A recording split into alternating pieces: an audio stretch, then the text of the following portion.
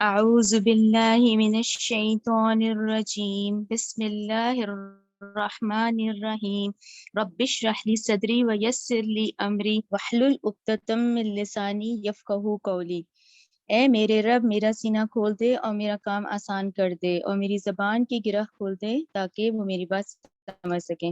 اللہم ارنا الحق حقا وارزقنا اتباعہ وارنا باطلا باطلا وارزقنا اجتنابہ۔ اے اللہ ہمیں حق کو حق کر دکھا اور اس پر چلنے کی توفیق عطا فرما، اور باطل کو باطل کر دکھا اور اس سے بچنے کی توفیق عطا فرما۔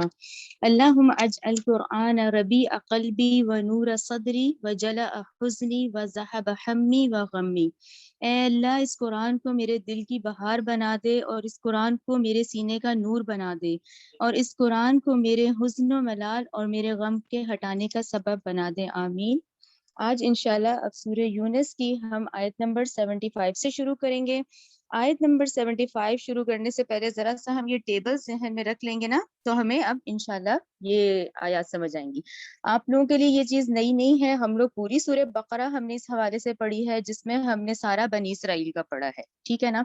اب جو رکوع ہے وہ حضرت موسیٰ علیہ السلام پر ہے، لیکن ہم بڑا کوئک ریویو لیں گے تاکہ آپ لوگوں کے ذہن میں کلیئر امیج آ جائے۔ آپ لوگ یہ دیکھیں جتنے ہائی لائٹڈ ہے نا انہی کو ہی دیکھیں، یہ جو آپ لوگ سٹارٹ سے لیں آدم علیہ السلام کو، جو ہائی لائٹڈ ہے وہ میں نے یلو کیے ہوئے ہیں تاکہ ایک دم کلیئر ہو جائیں، ٹھیک ہے نا۔ اب جیسے آدم علیہ السلام سے ہے، ٹھیک ہے نا، نسل انسانی کا آغاز کہاں سے ہوا؟ آدم علیہ السلام سے۔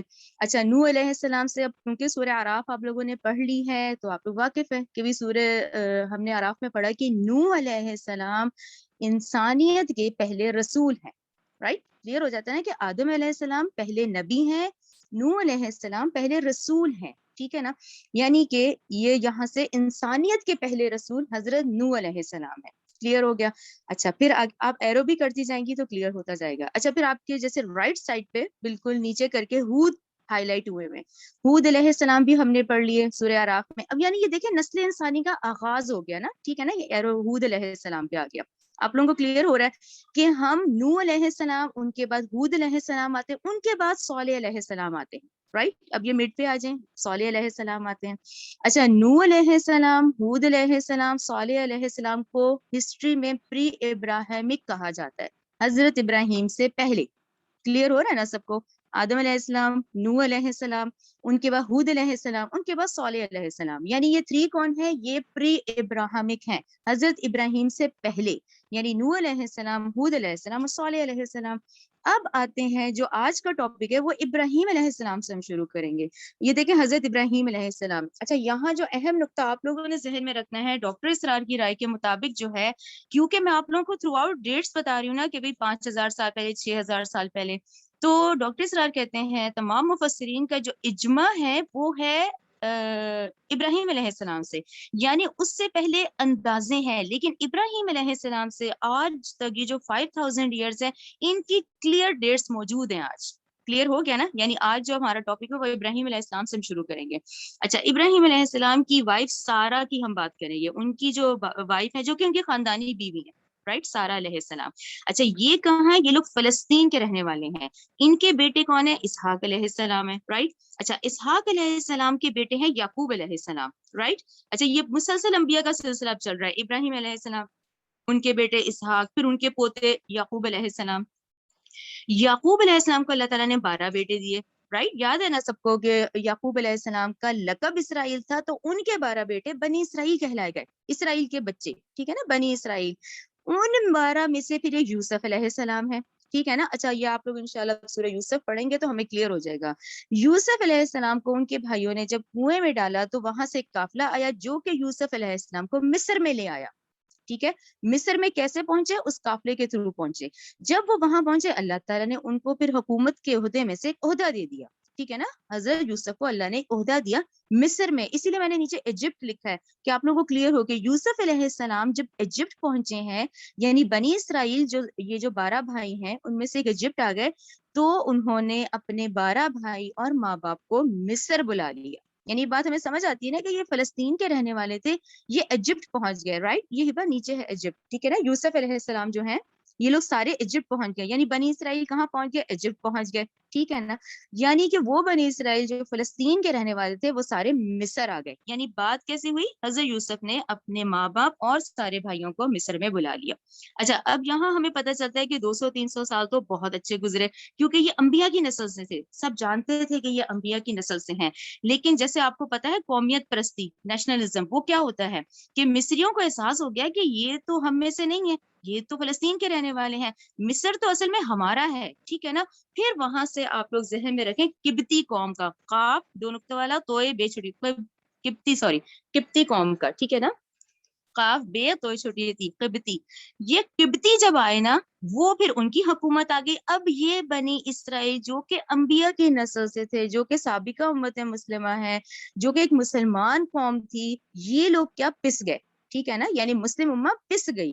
کیسے پس گئی؟ فرعونیوں کے ہاتھوں، ٹھیک ہے نا. فرعون جب آیا، فرعون نے ان کو اپنے انڈر کیا اور ان کو چیپ لیبر بنا دیا. یعنی پورے مصر کی عمارتیں، آج کے یہ تینوں اہرام جن کی تصویریں ہوتی ہیں، جو پیرامڈس ہیں، یہ سب ان بنی اسرائیلیوں کے ہاتھ کے بنے ہوئے ہیں. تو جب انہوں نے ان کو بالکل چیپ لیبر بنا دیا فرعون نے، اس وقت پھر انہی بنی اسرائیلیوں میں اللہ تعالیٰ نے انہی میں سے حضرت موسیٰ کو پیدا کیا، ٹھیک ہے نا. حضرت موسیٰ کی پیدائش بنی اسرائیلیوں میں سے ہوئی، جس کو اب ہم شارٹ کریں گے کہ ٹھیک ہے اللہ تعالیٰ نے ان کی پرورش تو فرعون کے محل میں ہوئی، لیکن جب وہ بڑے ہوئے تو انہیں احساس ہو گیا کہ یہ میری قوم پہ بہت ظلم ہو رہا ہے. پھر انہیں پتہ چل گیا نا موسیٰ علیہ السلام کو. لیکن اب آج کی جو آیات ہیں، اب اس پر آج کی آیات میں یہ ذہن میں رکھیں پہلے نقطے کہ یہ حضرت موسیٰ ہیں، جبکہ اب اللہ تعالیٰ نے نبوت دے دی ہے اور نبوت لے کے اب وہ پیغام لے کے پہنچے ہیں. اب فرعون کو انہوں نے وارن کیا ہے اور انہوں نے کہا ہے کہ اب تم ایک اللہ کی عبادت کرو، اور جو کہ فرعون کون ہے؟ اپنے آپ کو رب کہتا ہے. تو یہاں حضرت موسیٰ کا کہنا کیا ہے کہ اب تم اس کی عبادت کرو جو میرا بھی رب ہے، جو تمہارا بھی رب ہے، ٹھیک ہے نا. یہ بات کلیئر ہو گئی. اچھا اب ان آیات میں جو بات ہو رہی ہے نا، اب یہ سچویشن ذہن میں آ جاتی ہے نا کہ بھی ایسی قوم کی ہم بات کر رہے ہیں جو بہت پسی ہوئی ہے، جو غلام ہے، جو حکمران کے انڈر ہے، اور حکمران بے انتہا ظالم ہے. یعنی فرعون نسل انسانی کا سب سے ظالم حکمرانوں میں سے ہے. اچھا یہاں جو اہم نقطہ آتا ہے وہ ہمیں یہ دیکھنا ہے کہ جب میں یہ آیات پڑھوں گی کہ اس میں آپ یہ دوبارہ ذہن میں دیکھ لیں کہ یہ قبطی قوم ہے جو کہ حکمران قوم ہے، اور جنہیں ہم قرآن اسے آل فرعون کہتا ہے، ٹھیک ہے نا. اچھا حضرت موسیٰ کون ہوئے؟ حضرت موسیٰ جب نبوت لے کر آئے تو وہ بنی اسرائیل کی آزادی کے علمبردار ہوئے، ٹھیک ہے نا. انہوں نے کہا یہی تھا کہ تم اب اتنے سرکش ہو گئے ہو تو اس بنی اسرائیل کو بھیجو، کیونکہ یہ فلسطین کے رہنے والے ہیں. اللہ تعالیٰ نے یہی ان کو آرڈر دیا کہ اب یہ بہت سرکش ہو گیا فرعون، ان سے کہو کہ اب یہ بنی اسرائیل کو چھوڑیں اور یہ واپس جائیں فلسطین. تو یہ سچویشن دیکھیں ذہن میں کہ اب حضرت موسیٰ کون ہے؟ حضرت موسیٰ جو ہے وہ بنی اسرائیل کی آزادی کے علمبردار ہیں، ٹھیک ہے نا. اچھا اب ہوتا کیا ہے کہ جب ایسی تحریک چلتی ہے نا، اس میں جو نوجوان نسل ہے نا وہ جلدی ایمان لاتی ہے، ٹھیک ہے نا. نوجوان نسل جو ہوتی ہے اس میں جوش ہوتا ہے نا زیادہ، وہ جلدی ایسی تحریکوں پہ لبیک کہتے ہیں، نہ کہ وہ جو بوڑھے لوگ ہوتے ہیں یا وہ جو کم ہمت ہوتے ہیں، وہ کہتے ہیں صلح صفائی سے کر دو. تو یہ جو نوجوان نسل ہوتی ہے نا، جن کا ان آیات میں ذکر آئے گا، وہ پھر حضرت موسیٰ پہ ایمان لائے، وہ اس تحریک کا حصہ بنے جنہوں نے بڑھ چڑھ کے حصہ لیا نوجوان نسل نے، ٹھیک ہے نا. اچھا پھر ایک اور نقطہ کیا ہوتا ہے، ایک سچویشن تو ہمیں یہ پتہ چلی، پھر اس میں یہ بھی ایک مسئلہ ہوتا ہے کہ یہ جو غلام لوگ ہوتے ہیں نا، اب یہ غلام طبقہ بن گیا تھا نا، ظاہر ہے یہ بنی اسرائیل غلام تھے اس وقت، یہ فرعون سارے کام ان سے کرواتا تھا. اب ہوتا اس طرح ہے کہ عام طور پر ہر محکوم قوم کے ساتھ اسی طرح ہوتا ہے کہ اس کے کچھ لوگ قوم میں سے غداری کرنے لگ جاتے ہیں، ٹھیک ہے نا. پسے ہوئے تو یہ ہوتے ہی ہے، ٹھیک ہے نا. اب کیا ہوتا ہے، یہ جو حکمران طبقہ ہوتا ہے نا، کسی کو زیادہ نواز دیتا ہے، کسی کو اپنا ایجنٹ بنا دیتا ہے. وہ اس لیے بناتے ہیں تاکہ یہ غلام قوم کے سارے راز ہمیں پتہ چلے. اب حضرت موسیٰ کی جو بات ہوتی تھی وہ فرعون تک پہنچاتے تھے، کون؟ اپنے ہی بنی اسرائیلی. کیوں؟ کیونکہ فرعون ان کو نوازتا تھا، ان کو چیزیں دیتا تھا، ان کو خزانے دیتا تھا، جس میں سب سے جو بڑی مثال ہے آپ لوگ پڑھیں گے وہ قارون کی پڑھیں گے. قارون بنی اسرائیل کا تھا، قارون کے پاس بے تحاشا اس نے فرعون نے اس کو نوازا ہوا تھا، اور یہ ایجنٹ بنا ہوا تھا، ہر رازداری کی بات اس کو جا کے بتاتا تھا فرعون کو. تو یہ بھی ایک ایک مسئلہ ہے کہ محکوم قوم کے ساتھ پھر ایسے کر دیا جاتا ہے، ٹھیک ہے نا، اس میں سے ایک ہی بندے کو لے کے اس کو خوب پیسہ دے کے ان سے باتیں اگلوائی جاتی ہیں. تو یہ بھی اس آیات میں یہ پتا چلے گا کہ مخبری کرنے والے وہ اندر اپنے ہی ہوتے ہیں، جو کہ اس سے باقی لوگ ڈرتے تھے کہ جیسے ہی وہ حضرت موسیٰ کی بات مانیں گے تو یہ جو ہے، یہ جو اندر کے سارے لوگ ہیں، یہ فرعون کو جا کے خبر دے دیں گے. تو یہ بات ذہن میں رکھیں، یہ آج والے نکات ہماری آیات اس بیس پہ چلیں گی کہ ان کی اس تبلیغ میں نوجوان نے کیا کردار ادا کیا، کم ہمت لوگ کون سے ہوتے ہیں جو چاہتے ہیں صلح صفائی کر لو، اور سب سے بڑا مسئلہ کہ اندر ہی جو مخبری کرنے والے ہوتے ہیں نا، وہ ایجنٹ بنے ہوئے ہوتے ہیں اور وہ اندر کی ساری بات جو ہے وہ پہنچا رہے ہوتے ہیں اس کو، حکمرانوں کو. ٹھیک ہے نا. اب یہ دیکھ کر یہ والی آیات اب شروع کریں، ہم اس پورشن میں ہیں اس وقت. ٹھیک ہے نا. چلیں، اعوذ باللہ من الشیطان الرجیم، آیت نمبر 75. ثم پھر بعثنا ہم نے بھیجا، من بعدہم ان کے بعد، موسیٰ علیہ السلام کو، ہارون اور ہارون علیہ السلام کو. یہ آپ لوگوں کو پکا ذہن میں رکھیں، ہارون علیہ السلام بڑے بھائی ہیں، موسیٰ علیہ السلام چھوٹے بھائی ہیں. ہارون علیہ السلام نبی ہے، موسیٰ علیہ السلام رسول ہے. الی فرعون کی طرف، وملئہ اور اس کے قوم کے سرداروں کی طرف، بی آیاتنا اپنی آیتوں کے ساتھ، آیتیں ٹھیک ہے وہ معجزات جو ہیں. فاستکبروا تو انہوں نے تکبر کیا، وکانوا قوم مجرمین اور وہ تھے وہ لوگ مجرم میں سے. فلما پھر جب جاءہم الحق آ گیا ان کے پاس حق، من عندنا ہماری طرف سے، قالوا تو انہوں نے کہا، ان ھذا لسحر مبین انہوں نے کہا یقیناً یہ تو ظاہر جادو ہے. اس کے لیے آپ لوگ تھوڑا سا ضرور ذہن میں رکھیں، کیونکہ جب حضرت موسیٰ بڑے ہوتے ہیں اور ان کو اندازہ ہو جاتا ہے اپنی قوم کا کہ یہ بہت ظلم ہو رہا ہے، تو وہ ایک دن اپنے ہی بنی اسرائیلیوں کو بچانے کے لیے اپنے ایک آدمی کو، ان سے ایک قبطی مارا جاتا ہے. اچھا، اب وہ مار کے جب بھاگ جاتے ہیں نا تو وہ 10 سال مدین رہتے ہیں. 10 سال مدین رہنے کے بعد جب وہ واپس آتے ہیں تو اللہ تعالیٰ نبوت عطا کر دیتے ہیں. کیونکہ وہ 10 سال نہیں ہوتے تو پھر فرعون نے اس لیے کہا یہ بات، فرعون نے کہا ٹھیک ہے تم 10 سال بعد آئے ہو تو ٹھیک ہے تم جادو سیکھ کے آ گئے ہو. تو انہوں نے ان معجزات کو کیا کہا، ان ھذا لسحر مبین، ٹھیک ہے یہ تو یقیناً ظاہر جادو ہے. قال موسیٰ علیہ السلام نے کہا، اتقولون کیا تم یہ کہتے ہو، للحق کی حق کے لیے، لما جاءکم جبکہ وہ تمہارے پاس آ گیا، یعنی میں جو لے کر آیا ہوں وہ حق ہے، جو میں نشانیاں لے کر آیا ہوں. السحر ھذا کیا جادو یہ ہے، ولا یفلح حالانکہ نہیں فلاح پاتے، ساحرون یعنی جادوگر جو ہے وہ تو کبھی فلاح نہیں پاتے. رائٹ، آیت نمبر 78. قالو انہوں نے کہا، اجیتنا کیا تو آیا ہے ہمارے پاس، لتلفتنا کہ پھیر دے ہمیں، اما اس طریقے سے، وجدنا جو ہم نے پایا، علیہ اس پر، آباءنا اپنے باپ دادا کو، وتکونا اور ہو، لکما تم دونوں کے لیے. اچھا دونوں کو آپ لوگ خود سرکل کیا کریں، دونوں سے مراد موسیٰ علیہ السلام، ہارون علیہ السلام. ٹھیک ہے نا. یعنی کہ یہیں اگر ہم سٹاپ کرتے ہیں تو وہ کہہ رہے ہیں کہ تم جو کہ ہمارے آباء و اجداد، دیکھیں وہی کفار مکہ کا مسئلہ تھا نا کہ وہ آباء و اجداد کی باتوں کو نہیں چھوڑنا چاہتے تھے، وہ اس دین کو نہیں چھوڑنا چاہتے تھے. یہی انہوں نے کہا کہ تم ہمیں اس طریقے سے پھیرنے آئے ہو جو کہ ہمارے آباء و اجداد کا طریقہ ہے. اچھا اس کے بعد کنٹینیو ہے کہ تم یہ کرنے آئے ہو، لکما کہ تم دونوں کے لیے، کبریا بڑائی ہو، فی الارض زمین میں، یعنی تم ہمیں نیچا کر کے تم یعنی یہ حاصل کرنا چاہتے ہو. جبکہ دیکھیں وہ تو نبی اور اللہ کے رسول ہیں، ان کے لیے دنیا کے کوئی لالچ نہیں ہوتے، لیکن یہ لوگ اپنی سوچ کے مطابق کہ تم ہمیں آباء و اجداد کے دین سے پھیرنے آئے ہو، تم زمین میں بڑائی حاصل کرنا چاہتے ہو. ٹھیک ہے نا. لکم الکبریاء فی الارض وما نحن اور نہیں ہے ہم، لکما تم دونوں پر، بمؤمنین ایمان لانے والے، یعنی یہ جادو ہے اور ہم تو تم دونوں کی بات بالکل نہیں مانیں گے. اور اپنی سوچ کیا بتائی کہ ٹھیک ہے تم کیونکہ زمین میں یہ زمین حاصل کرنا چاہتے ہو اس لیے تم کر رہے ہو. ٹھیک ہے، کلیئر ہوا. آگے دیکھیں 79. وقال فرعون اور فرعون نے کہا، ائتونی تم لے آؤ میرے پاس، بکل ساحر علیم خوب ماہر جادوگر. یہ ہم لوگ سب آپ لوگ یاد کریں بقرہ میں پڑھا ہے. ٹھیک ہے نا. جب اس نے منادی کر دی کہ بہترین مصر کے بہترین خوب ماہر جادوگر اکٹھے کیے جائیں. فلما چنانچہ جب جا آ گئے، سحرتو تمام جادوگر، قالا تو کہا، لہم ان سے، موسیٰ علیہ السلام نے، القو تم ڈالو، ما انتم جو کچھ تم، ملقون تم ڈالنے والے ہو. فلما سو جب، القو انہوں نے ڈالا، قال موسیٰ تو موسیٰ نے کہا، ما جئتو وہ چیز وہ چیز کہ تم لائے ہو بہ سحر، یعنی انہوں نے پہلے ان کو کہا کہ جادوگروں کو کہ تم جو چیز لے کے آئے ہو یہ تو ہے ہی جادو، ان اللہ بلا شبہ اللہ سیبطلوہ ان قریب باطل کر دے گا اسے، ان اللہ بلا شبہ اللہ لا یصلح نہیں سنوارتا عمل المفسدین کام فساد کرنے والوں کے، یعنی یہ تمہارے فساد کی شکل ہے جو تم جادو لے کر آئے ہو، یہ ان قریب ہی اللہ اسے باطل کر دے گا۔ وَيُحِقُّ اور ثابت کرتا ہے اللہ حق کا حق کو بکلمات ہی اپنے کلمات کے ساتھ، ولو اور اگرچہ کرہ المجرمون چاہے یہ مجرموں کو جتنا ناپسند کریں، اللہ حق تو ثابت ہو کے رہے گا، ٹھیک ہے۔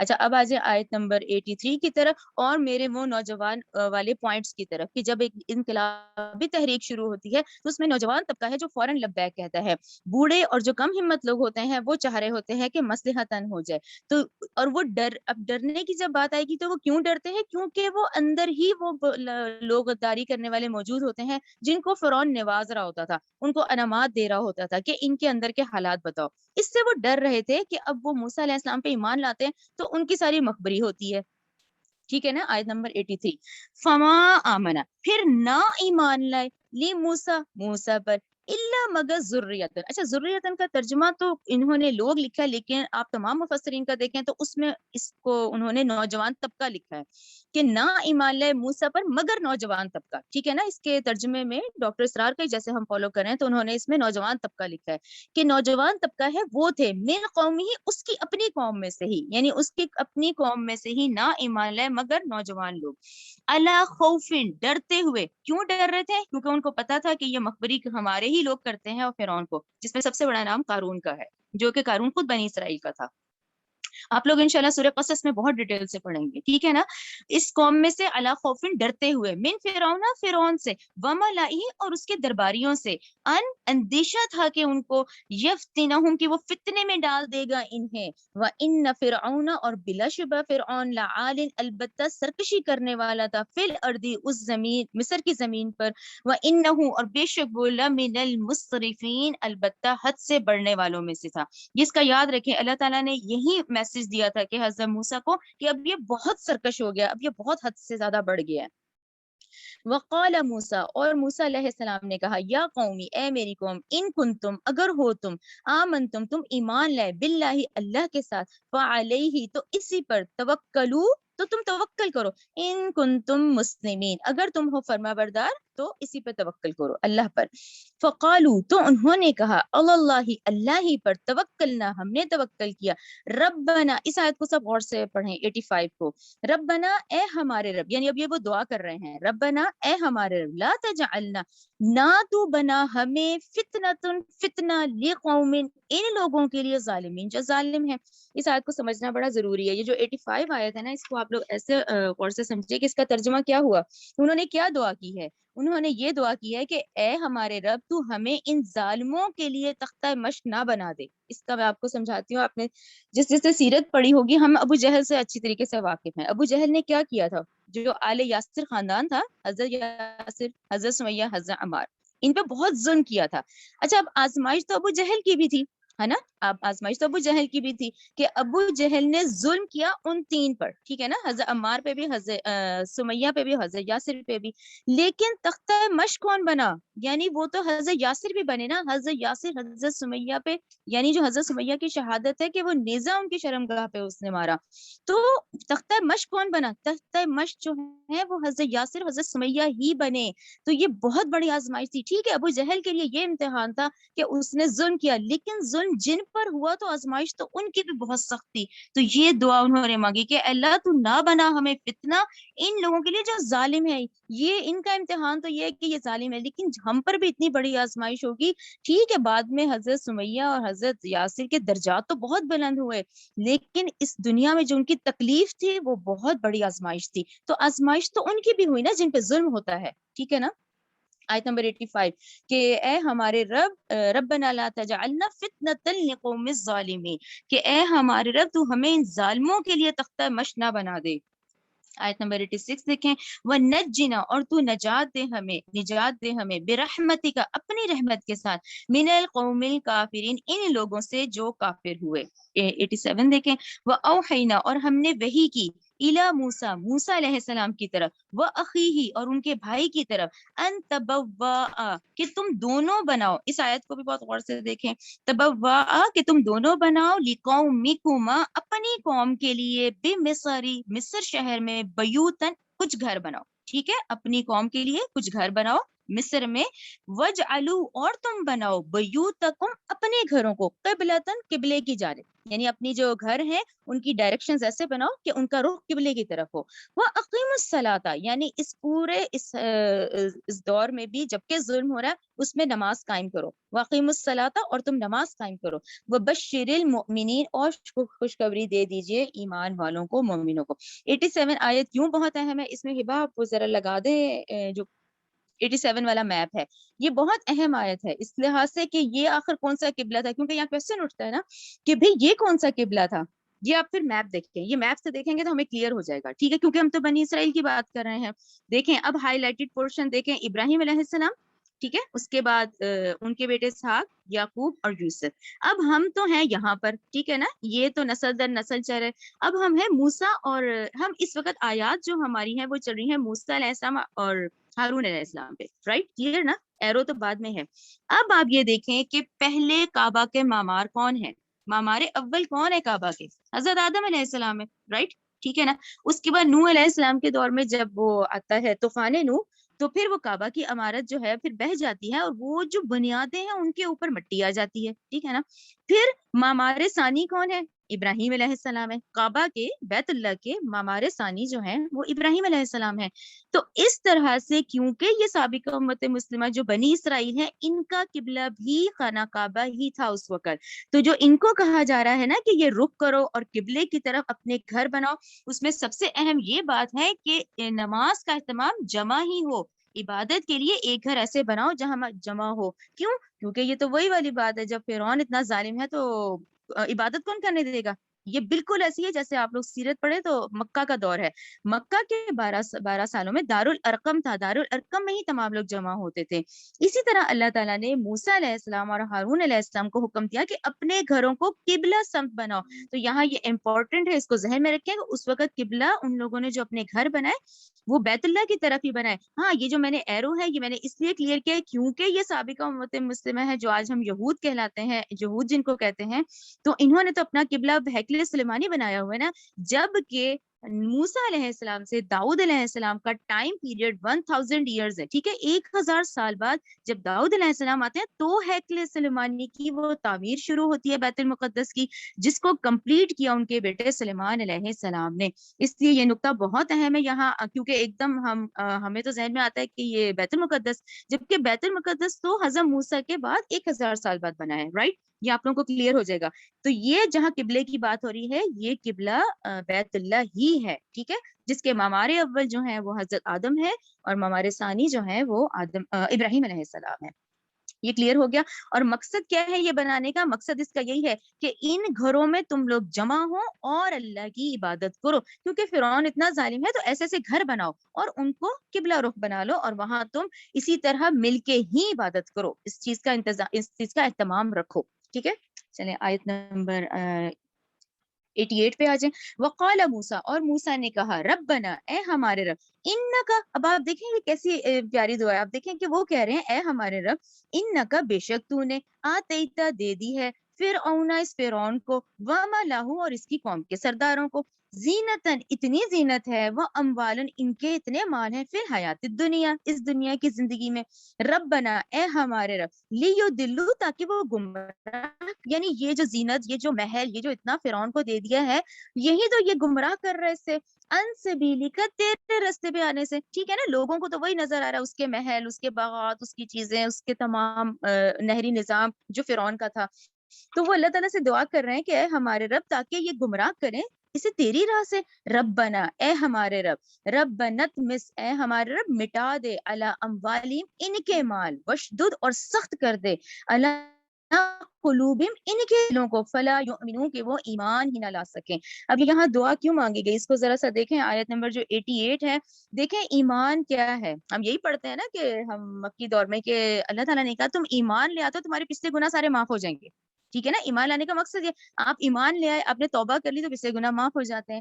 اب یہ ایسی سچویشن ہے جبکہ ایک نبی اور رسول جو ہوتا ہے وہ تو خواہش مند ہوتا ہے کہ ایک ایک فرد ایمان لائے, لیکن اس وقت جو سچویشن ہے اس لیے کہ یہ فرعون اور اس کے درباری اور اس کے سرداروں نے اس قدر اذیتیں دے دی تھیں, اتنا ستا دیا تھا کہ حتیٰ کہ اب وہ جو وقت کے رسول ہیں وہ یہ دعا کر رہے ہیں کہ اے ہمارے رب اب مٹا دیں ان کے مال, سخت کر دیں ان کے دل, یعنی ان کے دل اتنے سخت ہو جائیں کہ ایمان نہ لائیں, فلا یؤمنو تاکہ پس وہ نہ ایمان لائیں, حتیٰ یہاں تک کہ یروا العذاب جبکہ وہ دیکھیں اس عذاب کو, کیسا علیم دردناک عذاب کو دیکھیں.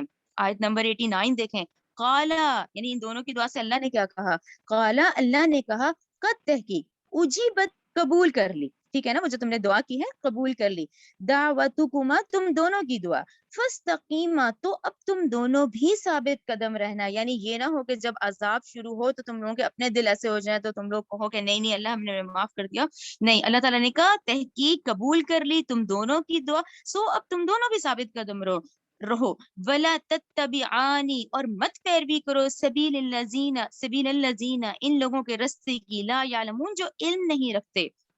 آیت نمبر 90, وجاوزنا اور ہم نے پار کر دیا, جاوزنا ہم نے پار کر دیا بی بنی اسرائیل کو بحرا اس سمندر سے, فاتبعہم پھر تعاقب کیا ان کا فرعون نے, وجنودہ اور اس کے لشکروں نے, بغیاں وعدوا کیسے سرکشی کرتے ہوئے اور ظلم و زیادتی کرتے ہوئے, حتیٰ یہاں تک کہ اذا جب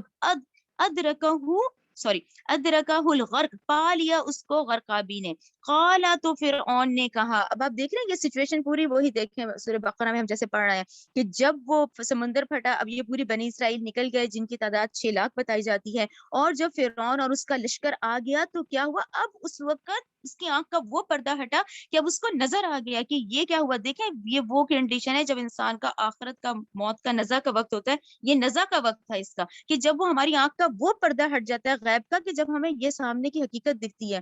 تو قالا فرعون نے کہا آمنت میں ایمان لے آیا, ٹھیک ہے نا, اس نزع کے وقت اس نے کہا کہ میں ایمان لے آیا, انہو اس بات پر کہ بلا شبہ شان ہے, لا نہیں الہ الا اس وقت اس نے کہا نہیں کوئی معبود برحق الا سوائے الذی اس ذات کے کہ آمنت میں ایمان لے آیا آمنت ایمان لائے ہیں بھی اس کے ساتھ بنو اسرائیل جو بنی اسرائیل, یعنی میں اس رب پہ ایمان لے آیا جس پہ بنی اسرائیل لائے ہوئے ہیں, وَأَنَا اور میں من المسلمین اور میں فرما برداروں میں سے ہوں. یعنی اس نے جب نزع کی کیفیت تھی, جب اس کی آنکھ سے اللہ نے وہ پردہ ہٹایا اور اس نے فوراً اس وقت کہا کہ اب میں ایمان لے آیا اس ذات پر اس کے ساتھ جس پہ بنی اسرائیل ایمان لائے ہیں اور میں فرما برداروں میں سے ہوں. تو دیکھیں اللہ تعالیٰ نے کیا کہا 91 میں, الآن اللہ نے فرمایا کہ اب تم ایمان لاتے ہو, وَحَلَكَ قَدْ تحقیق اسیتا تو نافرمان تھا, قبل اس سے پہلے, وَكُنْتَ مِنَ الْمُفْسِدِينَ اور تو فساد کرنے والوں میں سے تھا.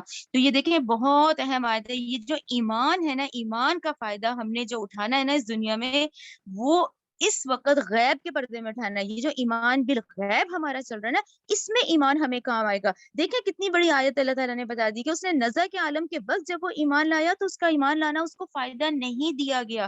اللہ تعالیٰ نے کہا الآن اب تم ایمان لاتے ہو جبکہ تم نافرمان ہو, جبکہ تم فساد کرنے والوں میں سے ہو.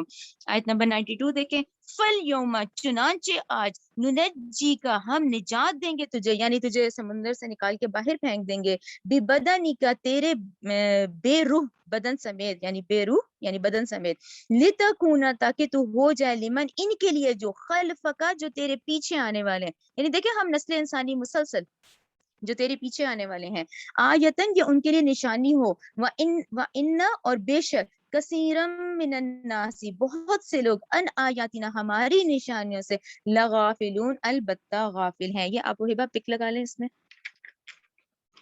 یہ دیکھیں یہ اس میں ہے گوگل پہ اس کی ساری دیکھیں, اور اس کا لوکیشن بھی ابھی پہلے یہ دیکھ لیں آپ لوگ آرام سے.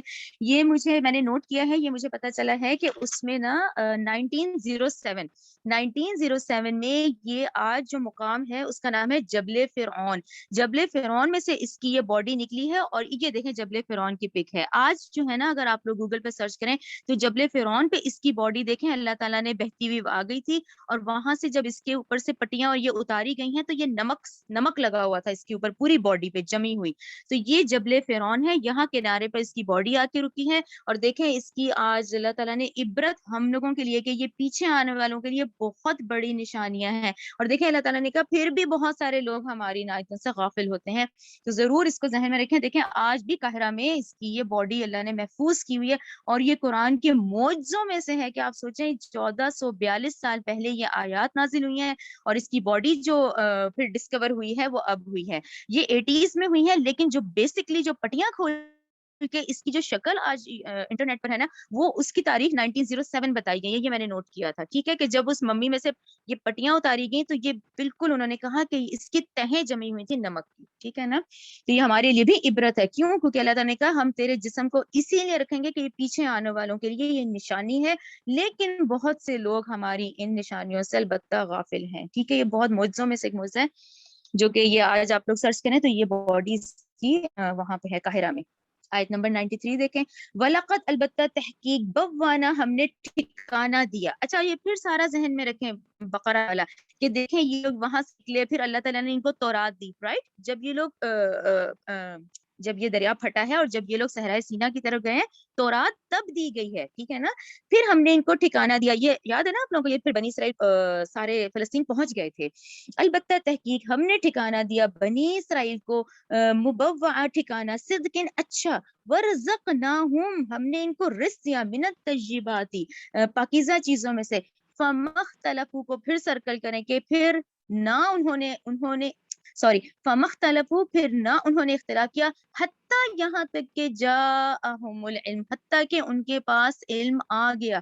ان ربک بلا شبہ آپ کا رب یقضی فیصلہ کرے گا بینہم ان کے درمیان یوم القیامتی قیامت کے دن فیما اس چیز کے کانو وہ تھے فیہی یختلفون حتیٰ کہ اس میں وہ اختلاف کرتے تھے. یہ 93 آیت اتنی اہم ہے کہ اس کو آپ آج پڑھیں, اس کو آج کے سینیریو میں فٹ کریں کہ آج کے سینیریو میں یہ جو آج کے یہود ہیں یہ کون ہے, ان کے آباء و اجداد کی ہم بات کر رہے ہیں نا, یہی ہے نا بنی اسرائیل. ان کو اللہ نے تمام جہان والوں پہ فضیلت دی, ان کو تورات دی, ان کے پاس زبور, ان کے پاس انجیل, ٹھیک ہے نا. ہوا کیا کہ جب حضرت عیسیٰ علیہ السلام جو کہ ان بنی اسرائیلیوں کی طرف ہی بھیجے گئے تھے, اس میں انہوں نے اختلاف کیا. جو اختلاف کا ورڈ ہے نا, انہوں نے کہا کہ نہیں, حضرت عیسیٰ پہ تو انہوں نے الزام لگا دیا نا کہ یہ ولد الزنا ہے, نعوذ باللہ.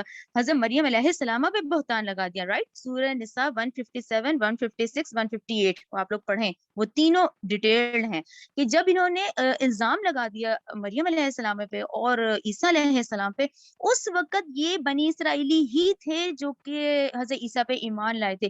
ٹھیک ہے, آج کیونکہ ہسٹری سے واقف نہیں ہے, قرآن ہم نے تفصیل سے نہیں پڑھے, تو ہم عیسائیوں کو سمجھتے ہیں یہ حضرت عیسیٰ کے ماننے والے ہیں, جبکہ حضرت عیسیٰ نے تو ان کو نہیں کہا تھا. عیسائی کا مطلب ہوا کہ انہوں نے کہا ہے کہ ہم عیسیٰ کے ماننے والے ہیں, جبکہ قرآن ان کو نصارہ کہتا ہے. عیسائی پورے قرآن میں کہیں نہیں, یہود اور نصارہ. تو یہ اختلاف ہے. اللہ تعالیٰ نے کہا ہم قیامت کے دن ان سے پوچھیں گے کہ یہ کیوں ایمان نہیں لائے تھے حضرت عیسیٰ پہ, کیوں یہ ان کا فرقہ بندی ہو گئی نا, کہ ایک بنی اسرائیلی ہے وہ دو گروہوں میں ہو گئے, ایک اپنے آپ کو یہود کہہ رہا ہے, ایک اپنے آپ کو نصارہ کہہ رہا ہے. تو اللہ نے کہا قیامت کے دن ہم ان سے اس اختلاف کا پوچھیں گے. اچھا پھر یہ بات یہاں تک نہیں نہ ہوئی, کیونکہ یہ وہ بنی اسرائیلی ہیں جن کو اللہ تعالیٰ نے اتنے بڑے بڑے معجزات دیے اور ان کو کتابیں بھی دیں, اور یہ آج تک زندہ ہیں ابھی. ورنہ اصولاً تو حضرت عیسیٰ کے بعد جب انہوں نے اپنے رسول کو سولی چڑھایا ہے تو یہ تو زندہ ہے, یہ تو ابھی تک چل رہے ہیں. تو یہ وہ دور ہے کہ موسیٰ کا دور, پھر اس کے بعد حضرت عیسیٰ علیہ السلام کا, پھر اللہ تعالیٰ نے ان کو زندہ رکھا ٹل ناؤ کہ نبی کریم صلی اللہ علیہ وسلم بھی تشریف لے آئے. جب نبی کریم صلی اللہ علیہ وسلم تشریف لائے, یہ قرآن آیا, اس قرآن نے تمام حقائق کلیئر کر دیے نا جو انہوں نے رد و بدل کی ہوئی ہے کتابوں میں, آسمانی کتابوں میں. تو یہ اب اس اختلاف کا ذکر ہے جو کہ اس آیت میں آتا ہے کہ ان کو بات واضح ہو گئی تھی, ان کو تورات میں بھی پتا تھا کہ آخری نبی کی تمام نشانیاں موجود ہیں, ان کو انجیل میں بھی پتا ہے کہ آخری نبی کی تمام نشانیاں موجود ہیں, پھر بھی انہوں نے فرقہ بندی کی, انہوں نے اختلاف کیا. تو اب قیامت کے دن ان کی اس سے پوچھ ہوگی, اور ان کے پاس چانس ابھی بھی ہے کہ آج بھی اگر یہ یہود سمجھ جائے اور یہ ایمان لیں تو ابھی بھی یہ اللہ نے ان کو یہ چانس دیا ہوا ہے کہ ابھی بھی تم ایمان لے آؤ تو تم. لیکن آپ کو یاد ہے نا ان کی ضد کیا ہے, یہ نسل پرستی کی ضد ہے کہ اتنا عرصہ تو بنی اسرائیل میں نبوت رہی, تو آخری نبی جس کا ہم انتظار کر رہے تھے وہ بنی اسماعیل میں آ گیا. تو یہ ساری نکات ذہن میں رکھیں, کیونکہ اسی سے ریلیٹڈ دیکھیں آخرت کا دن اور حشر میں یہی باتیں ہوں گی. یہ قرآن ہی ہے جس میں یہ تمام پرانے حالات ہمیں بتائے جا رہے ہیں. ان چیزوں کو ذہن میں رکھا کریں کیونکہ اللہ تعالیٰ نے کہا آپ کا رب فیصلہ کرے گا ان کے درمیان قیامت کے دن کس چیز کا جس میں یہ اختلاف کرتے ہیں. تو یہ اختلافات یہی ہیں سارے کہ تمام نشانیاں موجود ہیں پھر بھی یہ ایمان نہیں لا رہے. انہی کے گروپ نے حضرت عیسیٰ والے الگ ہو گئے اس میں سے, جبکہ حضرت عیسیٰ جب آئے ہیں تو وہ بنی اسرائیلی ہی تھے جو ایمان لائے تھے حضرت عیسیٰ پر. ٹھیک ہے نا. آیت نمبر 94 دیکھیں. فَإِن چنانچہ اگر کنتا ہوں آپ شک پر. اچھا ہاں یہاں پہ اب یہ کمپلیٹ ہو گیا. اب آپ پھر وہی مکی دور کے انداز پر آ جائیں جو مکی دور کا انداز ہے جہاں نبی کریم صلی اللہ علیہ وسلم سے خطاب ہوتا ہے لیکن وہ کہا ان کو جا رہا ہوتا ہے مشرکین مکہ کو. تو یہ وہی ہے کہ روئے سخن جو ہے وہ مکہ کی طرف ہے, اہل مکہ کی طرف. کیونکہ یہ دیکھیں آیت تو اس طرح ہے فَإِن چنانچہ اگر کنتا ہوں آپ فی شکن شک میں, تو آپ صلی اللہ علیہ وسلم تو شک میں نہیں ہے, آپ صلی اللہ علیہ وسلم کے لیے تو یہ حق ہے. شک میں تو مکہ والے پڑے ہوئے ہیں نا. چنانچہ اگر ہوں آپ شک میں مما اس کتاب سے جو انزلنا ہم نے نازل کی الیکا آپ صلی اللہ علیہ وسلم کی طرف. ٹھیک ہے نا. تو اس میں بات تو بظاہر دکھ رہی ہے کہ آپ صلی اللہ علیہ وسلم سے کی جا رہی ہے لیکن اس کا امکان نہیں ہے, آپ کو تھوڑی اس میں کوئی شک ہے, لیکن اصل میں روئے سخن اہل مکہ کی طرف ہے. ٹھیک ہے نا. اچھا اس میں ڈاکٹر اسرار نے جو اہم نقطہ یہ بتایا ہے کہ اہل مکہ نے بھی بہت اذیتیں دی تھیں, بہت ستایا تھا. تو یہ ہے کہ ایک جیسے ہو نہیں جاتا کہ کسی سے اتنی نفرت ہو جائے کہ ڈائریکٹ اس سے بات کرنے کو دل نہ کرے تو پھر آپ کسی کے دوسرے شخص کے تھرو بات پہنچاتے ہیں. تو یہاں یہ معاملہ ہے اہل مکہ سے اتنی نفرت کہ آپ اللہ تعالیٰ نے ڈائریکٹ ان سے نہیں کہا بلکہ نبی کریم صلی اللہ علیہ وسلم سے کہلوایا کہ ڈائریکٹ ان سے کہا ہی نہیں. کیوں؟ کیونکہ ان لوگوں نے بھی بہت اذیتیں دی ہیں, بہت تکلیفیں دی ہیں. تو اس طرح سے آپ کے تھرو سے ان کو کہا جا رہا ہے. ٹھیک ہے نا. لیکن بات اہل مکہ سے ہی کی جا رہی ہے لیکن بظاہر خطاب لگ رہا ہے جیسے آپ صلی اللہ علیہ وسلم سے. اب آپ اس آیت کو دیکھیں. چنانچہ اگر ہوں آپ فی شکن شک میں مما اس کتاب سے جو انزلنا ہم نے نازل کی الیکا آپ کی طرف فاسأل الذین تو پوچھئے ان لوگوں سے یقرؤون جو پڑھتے ہیں کتاب من قبل کا آپ سے پہلے. کون تھے؟ یہی تھے نا. ہم یہودیوں کے 3 قبائل کا پڑھ رہے ہیں نا کہ تورات میں تو سب تھا. لقد البتہ تحقیق جاءک آگے آپ کے پاس حق من ربک آپ کے رب کی طرف سے فلا تکونن من الممترین اور ہرگز نہ آپ ہوں شک کرنے والوں میں سے. ولا تکونن اور نہ ہرگز آپ ہوں من الذین ان لوگوں سے جنہوں نے کذبوا جھٹلایا بھی آیات اللہ کی آیتوں کو. ٹھیک ہے نا. جھٹلاتا انسان تب ہے جب اس کو بات واضح ہو جاتی ہے. واضح ہونے کے بعد پہلے وہ انکار کرتا ہے پھر وہ جھٹلا دیتا ہے. تو ہرگز نہ آپ ہوں ان لوگوں میں سے جنہوں نے جھٹلایا اللہ کی آیتوں کو فتکونا ورنہ آپ ہو جائیں گے من الخاسرین خسارہ پانے والوں میں سے. آیت 96 ان الذین بے شک وہ لوگ حقت ثابت ہو چکا ہے علیہم ان پر کلمت ربک آپ کے رب کا حکم. ٹھیک ہے. آپ کے رب کا حکم واضح ہو گیا ان پر. تو اب بے شک وہ لوگ ثابت ہو چکا ہے ان پر آپ کے رب کا حکم لا یؤمنون کہ وہ نہیں اب ایمان لائیں گے. اب اللہ نے ان کے دلوں پہ مہر لگا دی ہے کہ اب یہ چاہیں گے بھی تو پھر یہ ایمان نہیں لائیں گے. ٹھیک ہے نا. کیونکہ ان کو بات واضح ہو گئی ہے, یہ بات واضح ہونے کے باوجود انکار کر رہے ہیں. آیت نمبر 97 ولو اگرچہ جاءتہم آ جائیں ان کے پاس کلو آیات ساری نشانیاں حتیٰ یہاں تک کہ یراول عذاب وہ دیکھ لیں عذاب علیم دردناک عذاب. ٹھیک ہے نا. اب بے شک نشانیاں بھی آ جائیں ان کو. یہ آپ سورہ انعام ذہن میں رکھیں. سورہ انعام ہم بڑا ڈیٹیل سے پڑھ کر آئے ہیں. آیت نمبر 98 دیکھیں. اچھا اب نا یہ سارے کنیکشن پچھلے ذہن میں رکھیں. ہم نے فرعون کا یہی دیکھا نا کہ فرعون کو جب نزع کا وقت تھا اس نے ایمان لایا تو اللہ نے کہا اب تو تمہارا نہیں ایکسیپٹیبل. ٹھیک ہے نا. اللہ کے قاعدے قانون جو اس دنیا میں چل رہے ہیں تو وہ ایمان ہم میں سے کسی کا بھی ہم چاہے رہتی دنیا تک عالم نزع کے وقت کی ایمان اور توبہ ایکسیپٹیبل نہیں ہے جو ہم پڑھ رہے ہیں. لیکن آیت نمبر اب ذرا 98 غور سے دیکھتے ہیں. فلولا کانت پس کیوں نہ ہوئی قریۃ کوئی ایسی بستی آمنت جو کہ ایمان لائی ہو فنفعا پھر نفع دیا اس کو ایمانوہا اس کے ایمان لانے سے اللہ سوائے قوم یونس ایک ہے قوم یونس جس کے معاملے میں جس کا ایکسیپشنل کیس ہے پوری نسل انسانی میں. لما جب آمنو وہ ایمان لائے کشفنا تو ہم نے دور کر دیا انہم ان سے عذاب خزی رسوائی کا فی الحیات دنیا، دنیا کی رسوائی کا، ومتعناہم الہین، اور ہم نے انہیں فائدہ دیا ایک مقررہ مدت تک. آیت نمبر 98 کا تھوڑا سا ڈیٹیل ہے، وہ میں آپ کو پڑھ کے بتاتی ہوں. اور ہبا آپ چاہے تو پہلے تصویر لگا دیں. یہ دیکھیں، یہ نینوا کا ذکر ہے. یہ ہم پڑھ رہے ہیں نا تمام رسولوں کا کہ وہ کہاں کہاں آئے ہیں. تو ہم تو پڑھی سورہ یونس رہے ہیں، تو ان کا حضرت یونس کا ذکر جو کہ اللہ کے رسول ہیں، ان کا آیت میں 98 میں ذکر آتا ہے. اچھا اب یہ دیکھیں، اس کو بڑا کر لیں تو نینوا سٹی جو آج ہے یہ عراق کا شہر ہے. اس سے ہمیں یہ اندازہ ہوا کہ حضرت یونس کو عراق شہر کی طرف، عراق شہر میں جگہ ہے نینوا، اس کی طرف بھیجا گیا تھا. ٹھیک ہے نا، یہ حضرت یوسف کا جو ہے ایریا. اچھا اب یہاں پر آپ لوگ تھوڑا سا ڈیٹیل غور سے سن لیں تاکہ آپ لوگوں کو یہ پوری آیت، ورنہ یہ آیت اس طرح کلیئر نہیں ہوگی. دیکھیں اب حضرت یونس علیہ السلام ان کو نینوا، یا بے شک لگے رہنے دیں ہبا، نینوا کی طرف مبعوث ہوئے. آپ کی دعوت کے مقابلے میں قوم نے انکار کیا. ٹھیک ہے نا، جیسے قوم کا ہے کہ قوم جو ہے وہ انکار ہی کرتی رہتی ہے، اڑی رہتی ہے. جب آخری حجت آ گئی، لوگوں پر عذاب کے فیصلے کا حکم آ گیا، تو حضرت یونس علیہ السلام حمیت دینی کے جوش میں انہیں چھوڑ کر چلے گئے. سمجھ آ رہی ہے نا، یعنی ایک قوم ہے، ان پہ یونس علیہ السلام کو بھیجا گیا ہے، ان پہ بات واضح ہو گئی ہے، آخری حجت. اب کیونکہ وہ لوگ اڑے ہوئے تھے اور وہی اس میں گناہوں میں پڑے ہوئے تھے، نہیں باز آ رہے تھے، حضرت یونس علیہ السلام حمیت دینی کے جوش میں انہیں چھوڑ کے چلے گئے اور انہیں خبر دے گئے کہ تم پر عذاب آنے والا ہے، اب تم پہ عذاب آ جائے گا. ٹھیک ہے نا، جبکہ اللہ تعالیٰ کی طرف سے ابھی آپ کو قوم کو چھوڑنے کی اجازت نہیں دی گئی تھی. یعنی رسول نے اللہ کی اجازت کے بغیر انہوں نے چھوڑ دیا، اللہ کی اجازت کے بغیر وہ چلے گئے، انہوں نے قوم کو کہہ دیا کہ تم پر عذاب آنے والا ہے. اب کیونکہ اللہ کی سنت بھی ہے اس دنیا کے قوانین میں، اللہ کی سنت رہی ہے کہ ایسے مواقع پر رسول اپنی مرضی سے اپنی بستی نہیں چھوڑ سکتا جب تک کہ باقاعدہ اسے ہجرت کا حکم نہیں آ جاتا. حضرت یونس علیہ السلام کے جانے کے بعد، ٹھیک ہے نا، اب وہ کیونکہ اللہ کے حکم کے بغیر چلے گئے تھے، انہوں نے ہجرت کر لی تھی. اب پیچھے کیا ہوا، حضرت یونس کے جانے کے بعد عذاب کے آثار شروع ہو گئے. جب عذاب کے آثار شروع ہو گئے تو پوری بستی کے لوگ، عورتیں، انہوں نے مال مویشی وہ سب باہر کھلے میدان میں لے آئے اور انہوں نے اللہ کے حضور گڑ گڑا کر توبہ کی.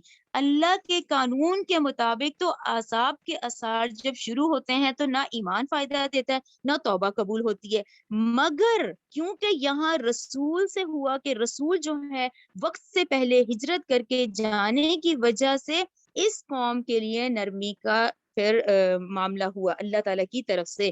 تو یہ آپ ذہن میں رکھیں، جب یہ کیونکہ رسول سے یہاں مسٹیک ہو گئی نا، ایک تھوڑی سی غلطی ہو گئی کہ وہاں تو اللہ کا حکم نہیں آیا تھا ہجرت کا، لیکن حضرت یونس نے کر لی، تو وہ ان کا ہجرت کرنا اور خود سے چلے جانا اللہ کے حکم کے بغیر، تو کیونکہ یہاں رسول سے یہ بات ہوئی تو وہاں یہ معاملہ ہوا کہ جب انہوں نے توبہ کی، حالانکہ عذاب کے آثار شروع ہو گئے تھے، لیکن حضرت یونس کے وقت سے پہلے ہجرت کر جانے کی وجہ سے اس قوم کے معاملے میں نرمی اختیار کی گئی اور ان کی توبہ قبول ہو گئی اور وہ عذاب کے جو آثار ہیں ان کو ٹال دیا گیا. یہ آپ ذہن میں رکھیں، پوری اس وقت جو انسانی تاریخ چل رہی ہے اس میں یہ واحد ایک ایکسیپشنل کیس ہے، صرف واحد ایک. کیوں؟ کیونکہ یہاں قانون خداوندی کی رعایت اس وجہ سے ہوئی کہ وہاں رسول سے یہ ہوا، جہاں رسول سے ہوا تو ٹھیک ہے وہاں پھر معاملہ چینج ہو گیا، کیونکہ اللہ کے حکم کے بغیر کہ انہوں نے ہجرت کر لی، جبکہ ابھی پورا پراپر آرڈر نہیں آیا تھا، تو ٹھیک ہے پھر ان کی قوم کے ساتھ نرمی کا معاملہ رکھا گیا. اب آپ کو یہ سمجھ آئے گی، اب یہ آیت میں دوبارہ پڑھتی ہوں تو آپ لوگوں کو سمجھ آئے گی، کیونکہ پیچھے سے ایمان کی بات ہو رہی ہے نا، کہ کیوں نہ ہوئی کوئی ایک ایسی بستی ہے جس کے ایمان لانے سے اس کو نفع ہو گیا. کوئی ایک ایسی بستی ہے جو ایمان لائے پھر اس کو نفع دیا اس کے ایمان لانے میں، سوائے قوم یونس کو. ایک واحد قوم یونس ہے جن پہ عذاب کے آثار آئے، لیکن ان کے ساتھ نرمی کا رویہ کیوں رکھا، کیوں اختیار کیا گیا؟ کیونکہ وہاں رسول سے تھوڑی سی غلطی ہو گئی کہ رسول جو ہے وہ حمیت دین کی جوش میں وہ خود نکل گئے، ٹھیک ہے نا، جبکہ ابھی اللہ کا حکم نہیں آیا تھا. یہ کلیئر ہو گیا؟ تو ان کے ایمان لانے نے ان کو فائدہ دیا اور وہ دنیا کے اس رسوائی کے عذاب سے بچ گئے. رسوائی کا عذاب بھی آپ لوگوں کو کلیئر ہوگا. دیکھیں ہم رہتی دنیا تک یہ قرآن پڑھا جائے گا اور دیکھیں رہتی دنیا تک اس فرعون کو ایسے ہی لعنت ملامت کی جا رہی ہے، ٹھیک ہے نا. تو یہ اس لیے ہے کہ دنیا کے عذاب سے یہ لوگ بچ گئے پھر، ٹھیک ہے نا.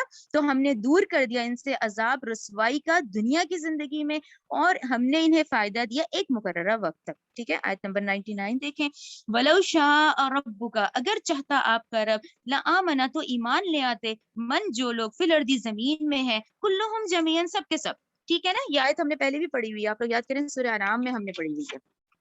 کہ دیکھیں یہ جو نسل انسانی ہے اللہ تعالیٰ چاہتے تو سارے ہی مان لیں، سارے ہی ابو بکر بن جائیں. ابو بکر کا اس لیے ذکر کیا جاتا ہے کہ انبیاء اور رسول کے بعد ان کا بہت اعلیٰ مقام ہے، حضرت ابو بکر صدیق کا. ٹھیک ہے نا. تو اللہ تعالیٰ چاہتے تو اگر چاہتا آپ کا رب تو ساری لوگ ایمان لے آتے، فی الارض کلہم جمیعا، سارے ایمان لے آتے. ٹھیک ہے نا.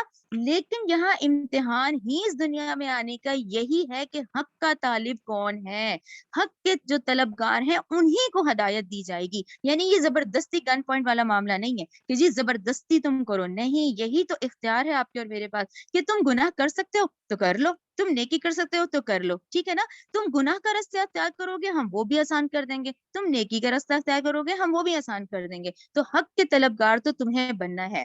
ٹھیک ہے نا. تو یہ معاملہ نہیں کہ اگر چاہتا آپ کا رب تو سارے لوگ زمین پہ سارے کے سارے سبھی ایمان لے آتے.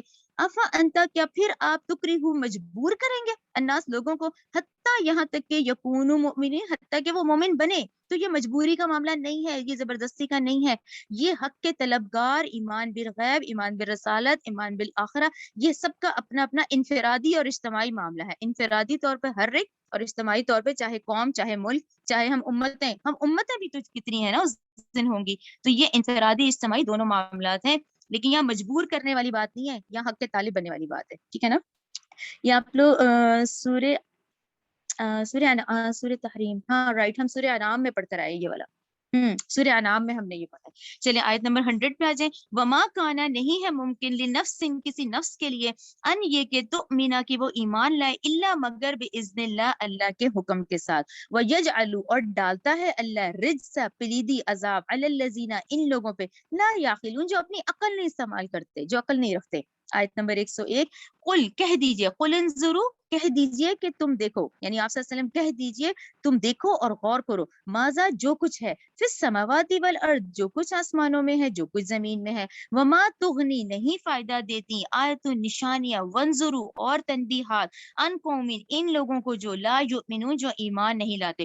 یہ کلیئر ہو رہا ہے نا کہ اتنی بڑی بڑی نشانیاں ہیں، آج پوری کائنات ہے، یہ زمین، آسمان، سورج، چاند، ستارے، لیکن ایسے لوگ پھر یہ نشانیاں دیکھ کے بھی ان کو فائدہ نہیں دیتی، نہ ان کو یہ تنبیہات ان کو اثر کرتی ہیں. ٹھیک ہے نا. وہ لوگ جو ایمان نہیں لاتے. آیت نمبر 102 دیکھیں. فَهَلْ يَنْتَظِرُونَ، چنانچہ نہیں وہ انتظار کرتے، إِلَّا مگر مثل ایامی، ایسے دنوں کی، الذین، وہ دن جو، خلو، جو گزر چکے ہیں، من قبلہم، اس سے پہلے. اس پہ آپ لوگ ایام اللہ خود لکھیں. ٹھیک ہے نا. مکی دور کا انداز، یا ایام اللہ، یا تذکیر بھی آیا بھی آلاء اللہ. تو ایام اللہ، اللہ کے وہ دن جو اس زمین اور آسمان نے دیکھے ہوئے ہیں. ٹھیک ہے نا. جو سورہ اعراف میں ہم نے عذاب پڑھے. قل، کہہ دیجئے، فانتظروا، پھر تم انتظار کرو، انی، بے شک میں بھی، معکم، تمہارے ساتھ ہوں، من المنتظر، انتظار کرنے والوں میں. ٹھیک ہے نا. تمہیں بات پوری پہنچا دی ہے، تمہیں بات سمجھ آ گئی ہے. اب تمہارے اعمال، اب تم بھی انتظار کرو اور میں بھی انتظار کرنے والوں میں سے ہوں. 103. ثم، پھر، ننجی، ہم نجات دیتے ہیں، رسولنا، اپنے رسولوں کو، والذین، اور ان لوگوں کو، آمنو، جو ایمان لائے.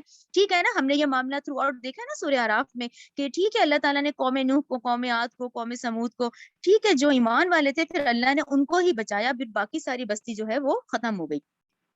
کذالک، اسی طرح، حق ہے، علینا، ہم پر، ننجی، کہ ہم نجات دیں، مومنین، اپنے مومنوں کو ہم نجات دیں.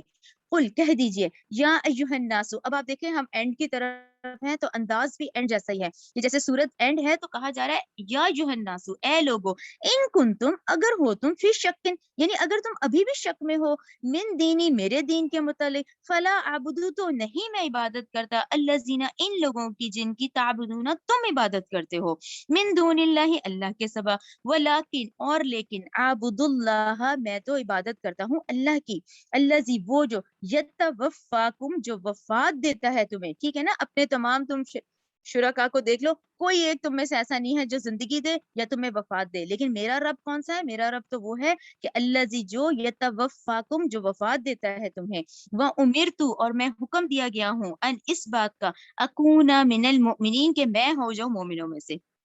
آیت نمبر 105. وَأَنْ، اور یہ کہ، اقم، آپ سیدھا رکھیں، وجہ کا، اپنا چہرہ، للدینی، دین اسلام کے لیے، حنیفن، حنیفن ہوتا ہے ایگزیکٹ سیدھا، یکسو ہو کر، ولا تکونن، اور نہ ہرگز آپ ہوں، من المشرکین، مشرکوں میں سے، ولا تدعو، اور مت آپ پکاریں، من دون اللہ اللہ کے سوا ما ان کو جو لا ینفعک جو نہ نفع دے سکتے ہیں آپ کو ولا یضرک اور نہ نقصان دے سکتے ہیں آپ کو فَإِن فَعَلْتَ پھر اگر آپ نے ایسا کیا فَإِنَّكَ إِذًا مِّنَ الظَّالِمِينَ تو بلا شبہ اس وقت آپ ظالموں میں سے ہوں گے. آیت نمبر 107 وَإِن يَمْسَسْكَ اللَّهُ اور اگر پہنچائے آپ کو اللہ بدرن کوئی تکلیف فلا کاشفہ تو کوئی بھی اس کو دور کرنے والا نہیں لہو سوائے اس کے اللہ سوائے اللہ کے اس تکلیف کو کوئی دور کرنے والا نہیں. وَإِن يُدْرِكْ اور اگر اللہ یورد کا ارادہ کر دے آپ کے ساتھ بخیر کسی بھلائی کا فلا راد تو کوئی بھی نہیں اس کو رد کرنے والا بفضلی ہی اس کے فضل کو یصیبو وہ پہنچاتا ہے بھی اس فضل کو من یشاء جسے وہ چاہتا ہے من عبادہ اپنے بندوں میں سے وَهُوَ الْغَفُورُ الرَّحِيمُ وہ بہت خوب بخشنے والا اور بہت رحم کرنے والا ہے.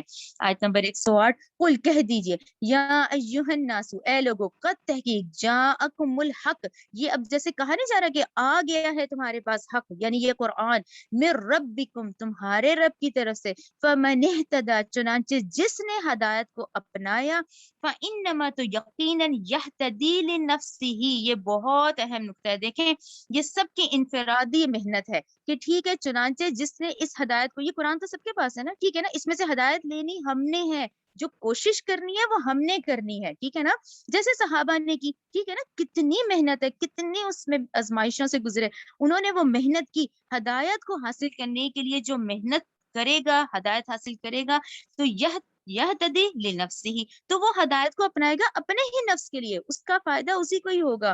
ومن دل اور جس نے گمراہی اختیار کر لی فانما تو یقیناً یدل علیہا تو وہ گمراہی اختیار کرے گا اپنے ہی نفس کے خلاف. وما انا علیکم بوکیل اور نہیں ہوں میں تم پر نگران. یہ بات ایک اتنی اہم ہے 108 کے لحاظ سے کہ میں تو تم پہ نگران نہیں بنا کے بھیجا گیا نہ میرا یہ بات ہے میرا کام تو تھا نصیحت پہنچا دے رہا تم تک بات پہنچا دینا. اب مجھ سے نہیں پوچھا جائے گا اب یہ بات آپ سے اور مجھ سے پوچھی جائے گی کہ تمہارے رسول نے تو ایک ایک بات پہنچا دی ہر بات واضح ہے پھر بھی تم نے یہ غلط کام کیے پھر بھی تم گناہوں میں پڑے رہے. تو یہ بات ہے کہ میں نہیں ہوں تم پر نگران یعنی نبی کریم صلی اللہ علیہ وسلم نے اپنی تمام ذمہ داری سے یہ تمام ہم تک پہنچا دیا ہے ٹھیک ہے نا میں تم پر نگران نہیں ہوں اس بات کا ٹھیک ہے نا. وہ تابع اور آپ صلی اللہ علیہ وسلم پیروی کریں ماں اس چیز کی یو ہے جو وہی کی جاتی ہے الیہ کا آپ کی طرف وصبر اور آپ صبر کریں کیونکہ اس کام میں جتنی تکالیف آ رہی ہیں جتنی مشکلیں آ رہی ہیں ان مشکلات کو برداشت کریں. چنانچہ آپ کی طرف وہی کی جاتی ہے آپ صبر کریں حتیٰ یہاں تک کہ یحکم اللہ یہاں تک کہ فیصلہ کرے اللہ وہو خیر الحاکمین اور وہ بہترین فیصلہ کرنے والا ہے. یہاں پہ الحمدللہ ہماری سورت کمپلیٹ کر دی ہے. اب ہم لوگ ایک دفعہ ریویو کر لیتے ہیں پوری سورت کا. آپ لوگ سٹارٹ سے کر لیا کریں نا تو یہ آپ لوگوں کی بھی پوری نظر سے گزر جائے گی انشاءاللہ ٹھیک ہے. سورہ یونس کی طرف آتے چلیں. سورہ یونس ہے مکی سورت ہے اور یہاں سے تیسری منزل کا آغاز ہوتا ہے. کل رکوع جو ہیں اس کے 11 رکوع ہیں اور 9 جو ہیں وہ التذکیر بآلاء اللہ پر ہیں ٹھیک ہے اللہ کی نعمتیں اللہ کی قدرتیں اللہ کے احسانات پہ. 2 رکوع جو ہم نے پڑھے ہیں جس میں حضرت نوح کا پڑھا ہے حضرت موسیٰ کا پڑھا ہے حضرت یونس کا پڑھا ہے یہ انبیاء و رسول پر ہیں. آیت نمبر 1 میں دیکھیں یہ حروف مقطعات سے شروع ہوتی ہے. پورے قرآن کی 29 صورتیں ہیں جو حروف مقطعات سے شروع ہوتی ہیں. اچھا جو تیزی سے ہے وہ آپ لوگ جو آسان آیتیں وہ آپ لوگ خود پڑھیں گے تو انشاءاللہ سمجھ آ جائیں گی. یہ صرف مین لکھے ہوئے ہیں جیسے 1 2 3 اب 3 میں ایک اہم بات تھی یدبر الامر. دیکھیں یدبر الامر بھی ہم لوگ اپنی زندگی میں سمجھ جائیں نا کہ اللہ تعالیٰ اپنی مشیت اور منصوبہ بندی کے مطابق پوری کائنات کے نظام کو اللہ تعالیٰ نے سنبھالا ہوا ہے. یعنی کہ نمبر 1 ابداع یعنی کسی چیز ایک چیز کا وجود ہی نہیں تھا لیکن اس کو از عدم محض سے وجود بخشنا. نمبر 2 خلق یہ اللہ کے افعال ہے کسی چیز سے کسی دوسری چیز کا بنانا. نمبر 3 تدبیر یعنی اللہ کی مشیت اور حکمت کے مطابق پوری پلاننگ کرنا ٹھیک ہے نا یہ وہی پلاننگ ہے. یہ اللہ نے پلان کے مطابق ہمیں یہ بچے دیے ہیں اللہ نے پلان کے مطابق میری زندگی میں آنے والی مشکلات خوشیاں ہر چیز بیماری تکلیف ماں باپ یہ پلان ہے اس پلاننگ کے مطابق ہم اس دور میں آئے ہیں، ٹھیک ہے نا. جو پوری کائنات کی پلانر کون ہے؟ اللہ سبحانہ و تعالیٰ، ٹھیک ہے نا. یدبر الامر.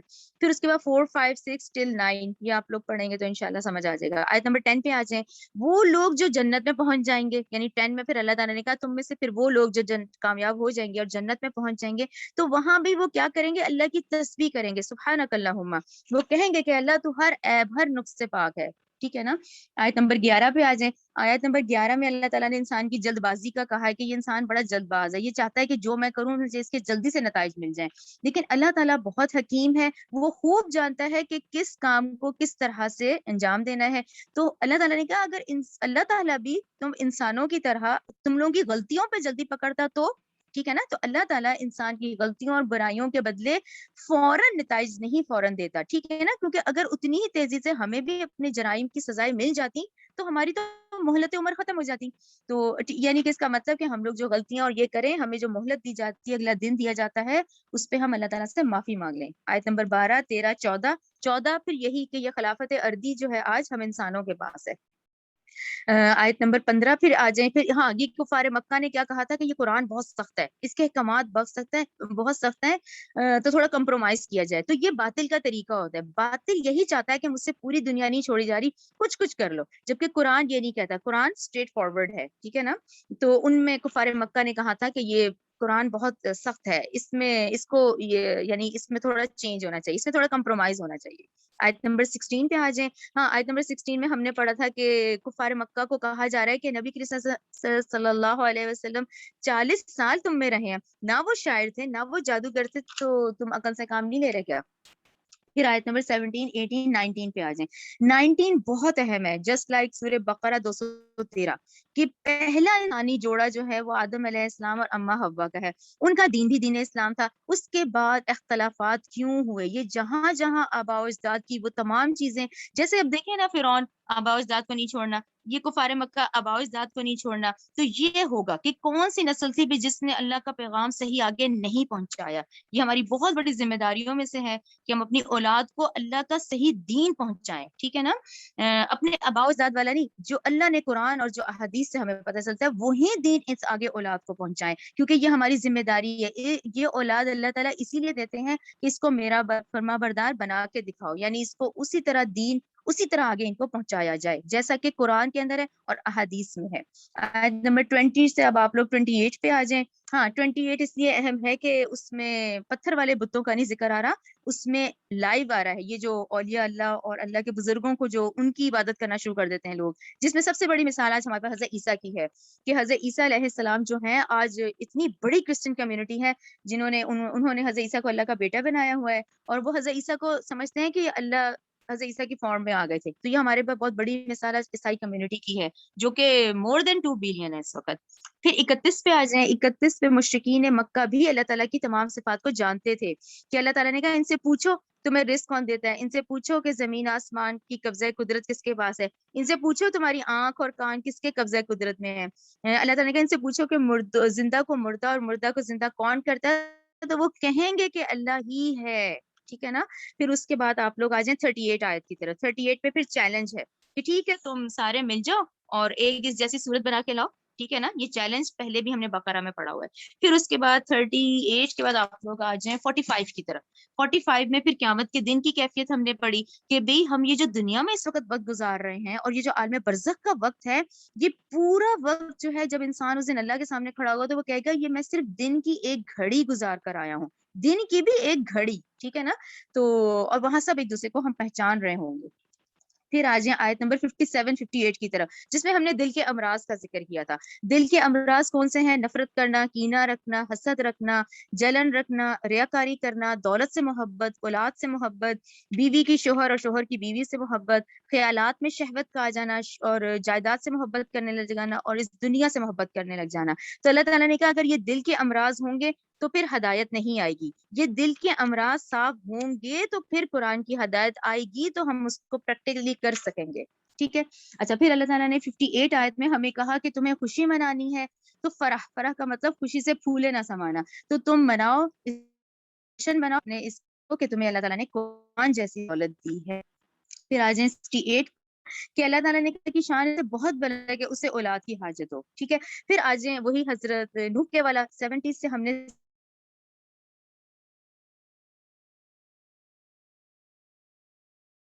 74 حضرت نائف سے ٹل آپ لوگوں نے 93 تک یہ ٹوٹل پھر ہم نے حضرت موسیٰ کا پڑھا ہے، جس میں پھر 87 ہائی لائٹڈ ہے کہ بھی وہ جس قبلے کا ذکر ہے تو وہ قبلہ بیت اللہ ہی ہے، کیونکہ بیت المقدس اس سے 1000 سال بعد بنا ہے.